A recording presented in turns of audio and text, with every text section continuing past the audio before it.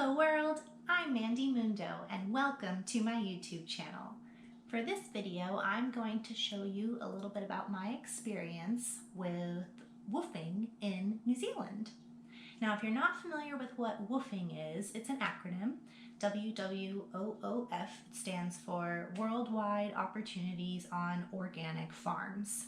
In a nutshell, you basically get to live on a farm for free lodging, room and board, and in exchange you get to work on the farm for whatever the farmers deem is necessary.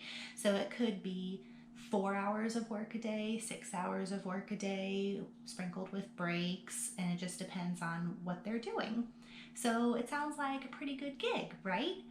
I didn't even know that this existed. I found out about it because we were staying on an Airbnb in Ireland, and the owners of the farm there told us that when it is farming season for them, they use their Airbnb to house woofers who work on their farm with them. And I thought it was brilliant. So I am taking some time off from working for a few years, and I'm trying to figure out ways to save money and still get to explore and travel on a budget. So I decided to do this in New Zealand. Now, not all of my New Zealand trip was woofing. I was there for a month total, and I woofed for about, let's see, I think 3, so maybe like 8 or 9 of the days. So not even half, but this was my experience. So first I want to show you the WWOOF New Zealand website.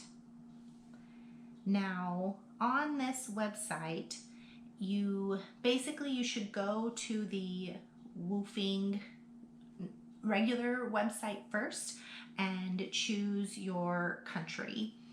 So depending on where you want to go, you can look at this map and determine what you're interested in. So let's just say I wanted to choose Brazil. So I click on Brazil and I can go to the Brazil website. And once there, you can do a preliminary search, get a kind of an idea of what farms are available in Brazil. So looks like they have, gosh, maybe almost 100.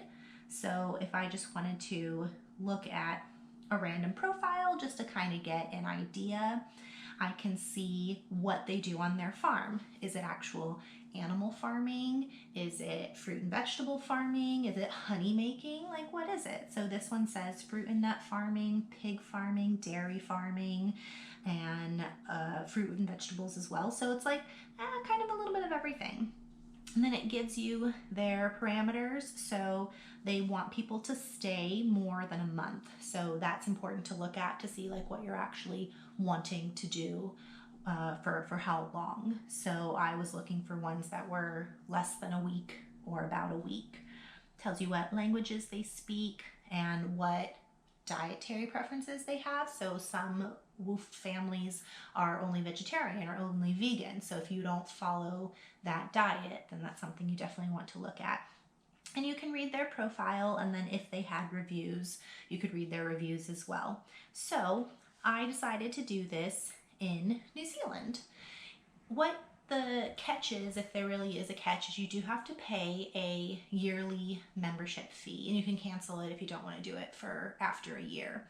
The yearly membership fee for the United States, for example, is about $40 a year. In New Zealand, it's $14 US a year. So talk about a steal of a deal. I had to pay $14 to get to stay at people's farms for free. So what I did was I made a profile for the WWOOF New Zealand website. And then looking at the map, I knew I was starting on the South Island first and finishing on the North Island. So I said, I want to do, one on each. So you can go through all the profiles, or you can go on the map and it'll narrow it down to that actual area. So if we just, again, pick a profile to look at, Maureen and Bill here, it gives you the same things. So what their preferred length of stay is, if there are any special diets, and how to contact them. So if I wanted to stay at this farm, I would send them a message, tell them a little bit about myself and why I want to stay with them. So what I did was I created my profile, and then I reached out to different hosts. So I had a favorite list going. So I had about 10 different favorites of farms that I was interested in. And I just said, okay, I'm just gonna message the first 3 and see what happens.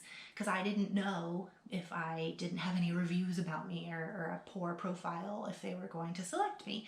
So luckily, the first 3 that I messaged reached back out to me and said, yes, we'd love to have you stay with us. So I ended up staying at 2 of them. And the first one was on the South Island. And the reason why I picked this one was because it not only was a sheep farm, but it was also an airstrip. And since Jeremy's an aviation enthusiast, I kind of had a place in my heart for that. Even though Jeremy wasn't coming with me on this trip, it was a solo trip.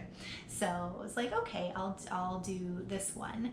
And it was a very, very unique experience. It was a family, a male and a female, and then they had older kids that lived not with them, so they were already grown and moved out of the house. And we ate 3 meals a day, breakfast, lunch, and dinner. And each day was a little bit different. So one day I was planting some seeds, and another day I was weeding and mulching. And then you cover the base with the sheep's wool that has the poo still stuck on it, because the wool protects the weeds from coming up, and it's like a mulch, and the poo helps put nutrients back in the ground. And this is going to be an almond tree. I also did this one too. That was a beast. She thinks it's a quince tree.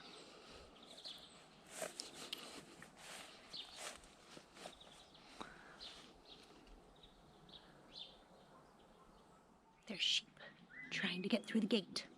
I'm going to stop them so they don't get to the garden.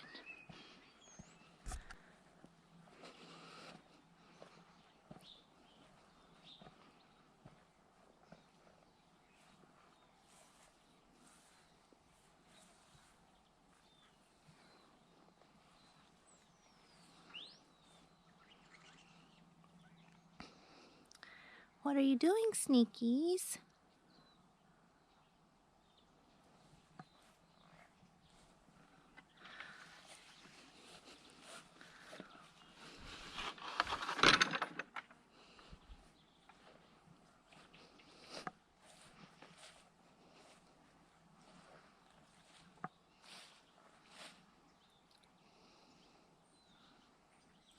Today I'm doing some sowing of seeds, and the days are getting a little bit cooler here in New Zealand, so the farmer picked some that she knew would last through the cold.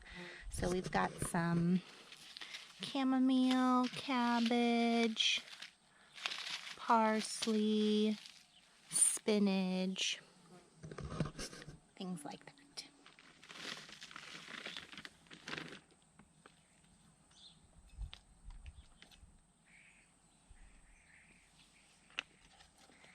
Chamomile seeds are really tiny. However big the seed is, you want to just do a little finger hole, twice the size. So these are very small. And then stick it right in and cover it up.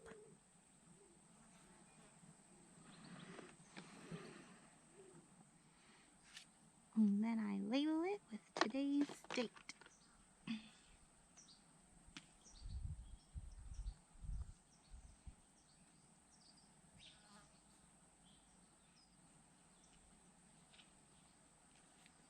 Ta-da!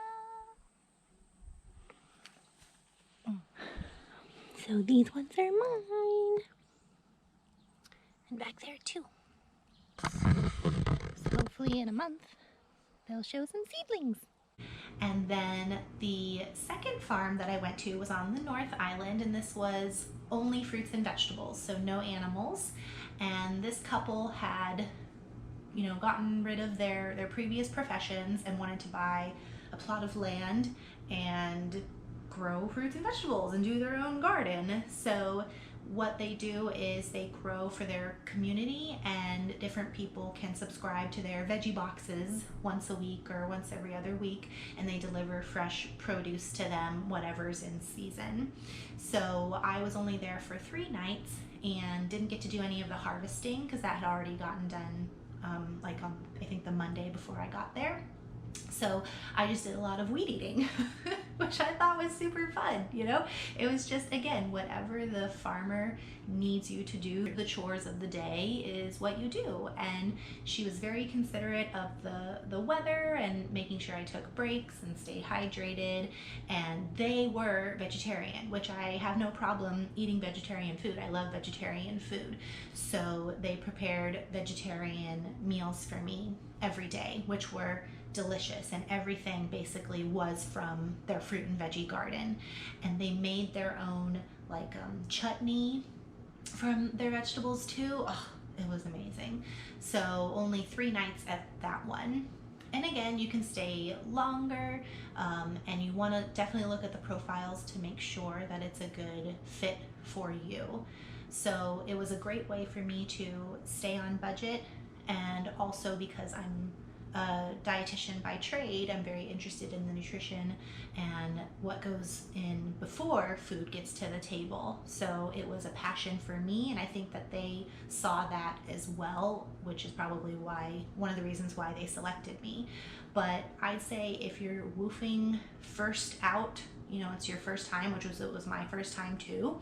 New Zealand is a great country to do that. Everybody was very warm and welcoming.